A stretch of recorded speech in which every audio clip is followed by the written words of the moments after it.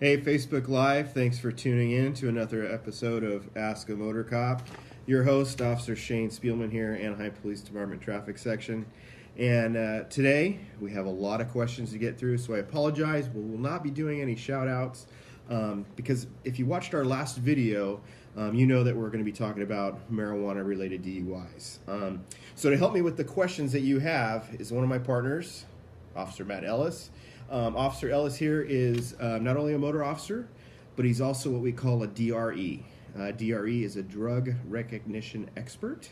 Matt, can you please tell our friends in Facebook land what the heck that is? Sure, Shane. DRE goes through about 150 extra hours of classroom and field training, learning how to identify the different drug categories that someone might be under the influence of, whether they're driving or whether they're or even when they're not driving, and to identify those categories and to conduct tests to determine which category of drug that person might be under the influence of. Yeah, so it's a tool that we use. We use our DREs as tools to further narrow down what kind of drug or combination of drugs somebody might be under, which makes them impaired. Matt, real quick, is there any specialized tools that you use other than a normal police officer would use in doing these investigations? Sure, you'll see us use the same field sobriety tests that are used by an officer in a normal alcohol DUI investigation, but in addition to that, we'll look at the eyes a lot, use blood pressure, temperature, pulse, and other things that the body does when it's impaired by other drugs. Exactly. All right, with that, let's get into your questions. Chris has our first question. Chris asks, is there a legal way to carry marijuana in your car if it's already been opened, or if somebody has previously opened the container and is transporting it somewhere else? So just real quick, before you answer that, Matt, if you know or don't know, if you have an open container of marijuana in your car, it's illegal, kind of like alcohol. So think of it that way. But Matt, where's the best place? Because we were talking about this. Yeah, the short answer is in the trunk. Right. It's just like alcohol. You can't have an open container in the passenger compartment of the car. Yeah, exactly. Same with marijuana. That could be a baggie that's been opened or a pill container, anything like that. Yeah. If it's not sealed, it should be in the trunk. Yeah, any type of receptacle. Just make sure it's not in the passenger cabin. If you have a trunk, great. If you have a truck or any type of vehicle that doesn't have a trunk, well, you're going to have to be creative, but just keep it out of the passenger compartment. All right, we're going to get into our next question. Our next question is from Cynthia, and Cynthia asks, how long after you smoked can you drive? Matt, what do you think? Shane, there's no exact answer to that. No. Different users are going to feel and exhibit symptoms differently. Right. Typically, after someone smokes, within minutes, you're going to start to feel and exhibit effects.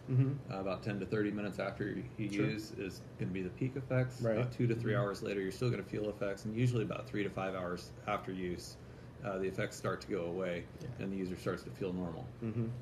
But that's not guaranteed for everyone. No, everybody's different. But Matt, there was something interesting we were talking about. Wasn't there a study done? Yeah, Stanford University did 2 studies. The first one studied pilots, and there were 9 pilots that ingested marijuana, and 24 hours after, they were still having difficulty flying in formations and lining up for runways. Right. Of those 9 pilots, 7 of them still showed impairment 24 hours later, and only 1 of them reported awareness of the drug's effects. Ladies and gentlemen, they used pilots. Would you want to be on that flight? I wouldn't. And then the second study, it still showed impairment, and it showed impaired performance 15 minutes, 4 hours, 8 hours, and 24 hours after people used. There you go. A full day after.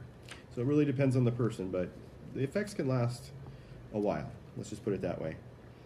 Our next question is from Robert, and Robert asks, kind of a statistical question here. It's now that it's legal, have incidents regarding marijuana DUIs, have they increased, decreased, or have they stayed the same? So Matt, you did some checking. What'd you come up with? Yeah, Shane, I looked at the last 3 years, from January 1st to June 1st of those years. We averaged 226 DUI arrests those years.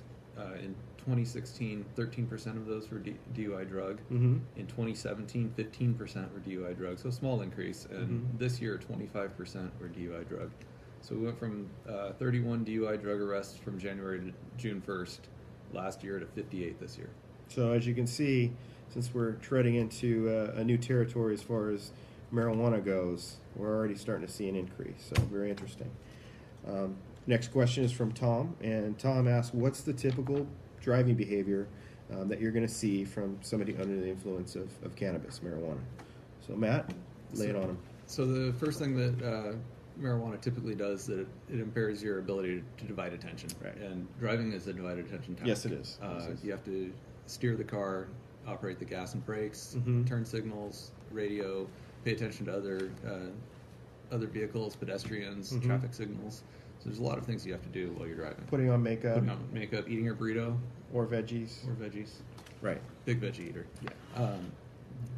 Marijuana decreases your attention span. Yes, it does. And so what we'll oftentimes see with people who have been driving under the influence of marijuana is varying speeds, not maintaining their lane, and difficulty with depth perception. That's a big one. Depth perception is a big one. So very good. All right, let's move on here. And next question is that it's actually a two-parter. So we've got two folks that asked some questions, and they're kind of intertwined. So we're going to kind of put them together. The first question is from Naylin, and she asks, is there a guideline of how much marijuana would be over the limit if there is a limit? And then Zachary's got a second question, which also kind of relates to that. It's how would the intoxication level be determined? Alcohol obviously has a blood alcohol concentration of 0.08. Where's the threshold for marijuana? So, Matt, kind of a technical question, but... So in California, there's no specific limit currently. Right. And there's a reason for that. And alcohol enters the brain through the blood. There's a direct correlation between the amount of alcohol in the blood and the level of intoxication. The psychoactive ingredient in marijuana, which is THC, it reacts with the fatty tissues. It enters the brain through the fatty tissues. And it gets there through the blood, but there's really no correlation between the amount of THC in the blood and the amount in the fatty tissues of the brain. So blood's a good indicator of use, but to actually tell how intoxicated someone is by their blood, it's not a reliable indicator. Right. So a more reliable way of determining intoxication would be to take a sample of the fatty tissue from the brain, which we can't do.